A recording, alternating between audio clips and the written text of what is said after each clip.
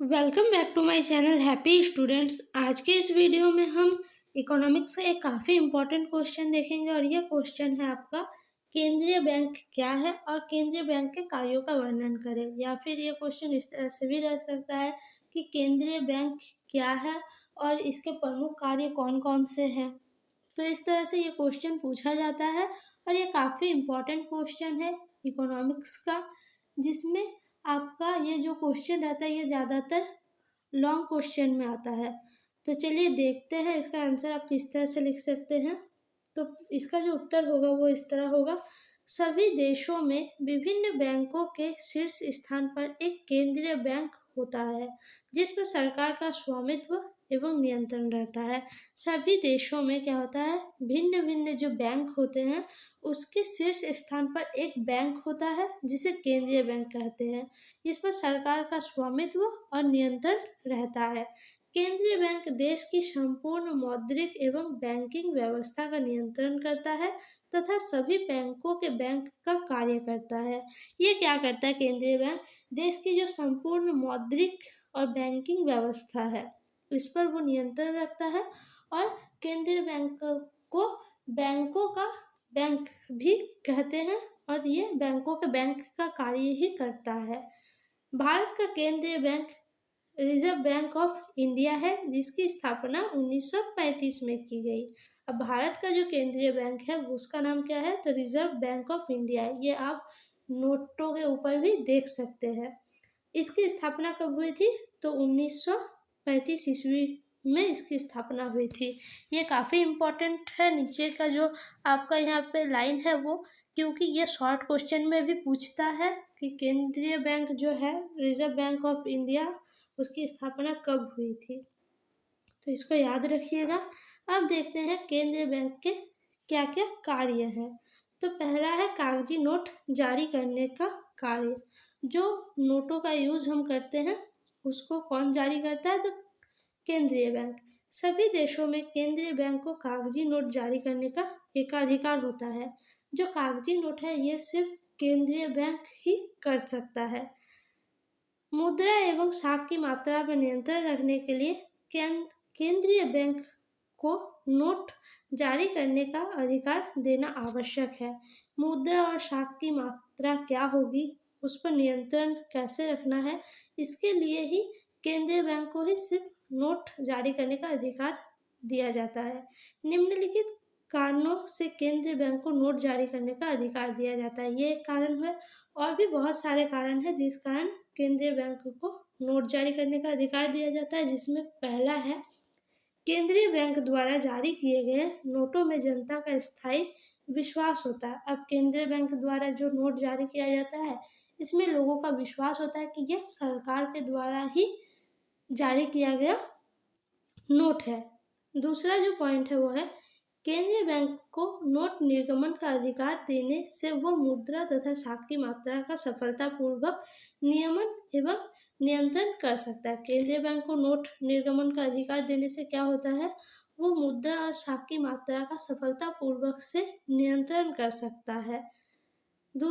इसके बाद जो नेक्स्ट पॉइंट है वो है केंद्रीय बैंक द्वारा जारी किए गए नोटों में अधिक एकरूपता हो रहती है जिससे जाली नोटों का बनाना कम संभव है। केंद्रीय बैंक द्वारा जो जारी नोट होते हैं उसमें अधिक एकरूपता होती है जिससे क्या होता है, इसका जो जाली नोट बनता है इसकी बनने की संभावना काफ़ी कम रहती है, लेकिन फिर भी जाली नोट बन रहे हैं। इसके बाद जो नेक्स्ट पॉइंट है वो है नोट जारी करने का अधिकार प्राप्त होने से केंद्रीय बैंक की प्रतिष्ठा बढ़ जाती है जिससे संकट काल में भी वो अपने कार्यों को आसानी से निपटा सकता है। नोट जारी करने का अधिकार प्राप्त होने से क्या है, इसकी जो प्रतिष्ठा है वो बढ़ रही है और संकट काल में भी वो अपने कार्यों को आसानी से निपटा सकता है। उसके बाद जो पॉइंट है वो है केंद्रीय बैंक द्वारा नोट जारी करने के कार्य से अर्जित लाभ का आसानी से अनुमान लगाया जा सकता है और सरकार इस लाभ का अधिकांश भाग स्वयं प्राप्त कर सकती है। अब नोट जारी करने का जो कार्य है उससे जो अर्जित लाभ होता है उसका आसानी से अनुमान लगाया जा सकता है, क्योंकि एक ही बैंक द्वारा नोटों को जारी किया जा रहा है। सरकार इस लाभ का अधिकांश भाग क्या करती है, अपने पास रखती है। उसके बाद जो दूसरा पॉइंट है वो है बैंक का कार्य करती है केंद्रीय बैंक। केंद्रीय बैंक अन्य सभी बैंकों के बैंक का कार्य करता है। जैसे केंद्रीय बैंक बैंकों की रकम को अपने पास जमा रखता है। दूसरे जो बैंक है, जैसे आप स्टेट बैंक ही समझ लीजिए, स्टेट बैंक क्या करता है, अपने जो सारे पैसे होते हैं वो कहाँ रखता है, केंद्रीय बैंक के पास। तो ये क्या हो गया, बैंकों का बैंक। केंद्रीय बैंक को अंतिम ऋण दाता भी कहा जाता है, क्योंकि जब बैंकों को कहीं से ऋण प्राप्त नहीं होता तो आपातकाल में केंद्रीय बैंक ही ऋण देता है। बैंकों को भी जब कहीं से ऋण नहीं मिलता है तो वो क्या करता है, केंद्रीय बैंक के पास जाकर ही ऋण करते हैं। केंद्रीय बैंक बैंकों का कुछ अन्य सुविधाएं भी प्रदान करते हैं, जैसे मुद्रा को एक स्थान से दूसरे स्थान तक ले जाने की सुविधा, समाशोधन गृह की सुविधा इत्यादि। केंद्रीय बैंक और भी बहुत सारे कार्य करते हैं बैंकों के लिए, जिसमें क्या है, पैसों को एक जगह से दूसरे जगह पर ले जाना प्रमुख कार्य है। इसके बाद जो कार्य है वो है सरकार का बैंकर, एजेंट व सलाहकार। केंद्रीय बैंक सरकार का बैंकर, एजेंट एवं सलाहकार के रूप में कार्य करता है। सरकार के बैंकर के रूप में केंद्रीय बैंक जो है वो सरकार के लिए उन सभी कार्यों को करता है जो व्यावसायिक बैंक जनता के लिए करता है। अब क्या है, ये सरकार का बैंक है, क्योंकि हमारा जो कार्य बैंक करता है वही कार्य सरकार के लिए कौन करता है, केंद्रीय बैंक। इसके जो पॉइंट है वो है सरकार के एजेंट के रूप में केंद्रीय बैंक सरकार की ओर से जनता से ऋण लेता है और उसे सरकार के खाते में जमा कर देता है। केंद्रीय बैंक सरकार के सरकारी प्रतिभूतियों का क्रय विक्रय करता है। ये सरकार के लिए विदेशी मुद्रा का क्रय विक्रय करता है। ये क्या करता है, सरकारी जो प्रतिभूति होती है उसको क्रय विक्रय करता है, जिससे काफ़ी बड़ी मात्रा में विदेशी मुद्रा का भी क्रय विक्रय होता है। इसके बाद जो पॉइंट है वो है केंद्रीय बैंक सरकार को मौद्रिक मामलों में भी सलाह देता है। केंद्रीय बैंक क्या करता है, मौद्रिक जो मामले हैं उसमें भी सरकार को सलाह देने का काम करता है। उदाहरण के लिए सरकार को बतलाता है कि देश की वर्तमान परिस्थिति में जनता से ऋण लेना अनुकूल है या प्रतिकूल। जनता से जो ऋण लिया जाता है वो क्या इस समय सही होगा या फिर गलत, ये केंद्रीय बैंक सरकार को सलाह देता है। चौथा जो पॉइंट है वो है साख नियंत्रण का कार्य। व्यावसायिक बैंक देश में साख का नियंत्रण सृजन कर उद्योग एवं व्यवसाय को सहायता करते हैं। साख का सृजन करते हैं, यानी क्या होता है, पैसे कहाँ पे लगाया जाएगा, किस तरह से वो और उन्नति में आएगा, इसका कार्य करते हैं। लेकिन कभी कभी बैंक आवश्यकता से अधिक साख का प्रसार करने लगते हैं। लेकिन कभी कभी बैंक क्या होता है, आवश्यकता से अधिक ही साख का प्रसार करने लगते हैं, या कभी आवश्यकता से कम साख सृजन कर पाते हैं, या कभी कभी क्या होता है, कम साख का सृजन होता है।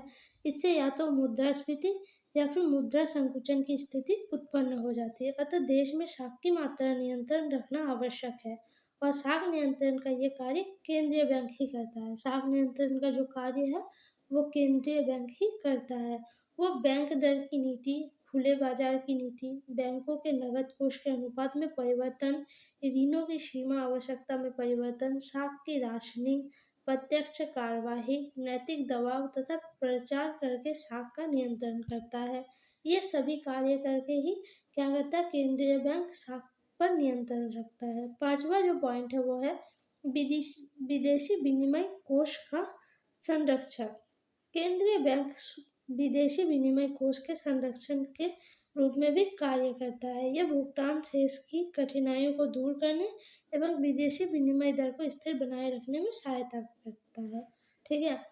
6 नंबर जो पॉइंट है वो है विकासात्मक कार्य। भारत में केंद्रीय बैंक को बैंकिंग व्यवस्था का विकास करने, बचत और निवेश को प्रोत्साहित करने और औद्योगिक विकास के लिए विभिन्न संस्थाओं की स्थापना करने का कार्य किया है। केंद्रीय बैंक ने क्या किया है, बैंकिंग व्यवस्था का विकास करने, बचत निवेश को और अधिक बढ़ाने और औद्योगिक विकास के लिए विभिन्न संस्थाओं की स्थापना करने का कार्य किया है। पूंजी बाजार को विकसित करने तथा सरकारी आंदोलन को मजबूत बनाने का कार्य रिजर्व बैंक द्वारा ही किया गया है। ये सभी कार्य रिजर्व बैंक द्वारा ही किया गया है, जो कि देश की उन्नति के लिए और सरकार के पक्ष से किया जाता है। तो इस तरह से केंद्रीय बैंक का यही कार्य है सभी देशों में, जैसे भारत में ही। यहाँ पर जब भारत की बात करेंगे तो रिजर्व बैंक ऑफ इंडिया की हम बात कर रहे हैं, लेकिन अन्य अन्य देशों में भी उनका अन्य एक प्रमुख केंद्रीय बैंक होता है। तो केंद्रीय बैंक का कार्य यही होता है। इस तरह से आप ये कार्यों को लिख सकते हैं। वीडियो कैसी लगी कमेंट में ज़रूर बताइएगा। वीडियो अच्छी लगी तो वीडियो को लाइक कमेंट शेयर और चैनल को सब्सक्राइब जरूर कीजिए। नेक्स्ट वीडियो आप किस क्वेश्चन के ऊपर देखना चाहते हैं ये भी आप मुझे कमेंट में बता सकते हैं। धन्यवाद।